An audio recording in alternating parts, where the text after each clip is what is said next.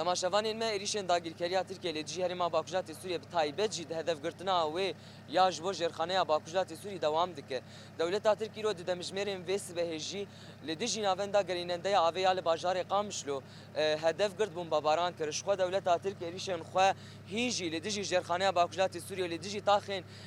sivîlan dewam dikin ha jî navenda gerînendeya avê ku dikeve taxa El Suryan ya li bajarê Qamişlo ku tijî welatiyên sivîl e ev tax îroj bombebaran kir ji xwe ev jî şopa êrişa dagirkeriya Tirkiye ku îroj li dijî navenda gerînendeya avê ya li bajarê Qamişlo pêk hat ji xwe êrişên dagirkeriyê biriya balaferên wê şer û balaferên bê mirov di heman demê de ji 23 vê meh heta îroj 31 vê mehê wate kanûna sala 2023 devam dike.